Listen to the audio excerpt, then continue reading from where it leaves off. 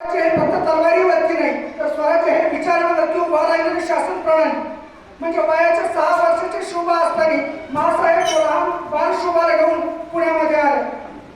पुण्यामध्ये आल्यानंतर त्यांनी बघितलं की पुणे अगदी बस पडलेलं, आसपासचा परिसर अगदी बस पडलेला, लोक सुलतानाच्या भयाने आणि जवानांच्या भयाने अगदी गाव सोडून गेलेले, जीवाच्या भीतीने अगदी गाव सोडून जंगलाचा आसरा घेतलेले.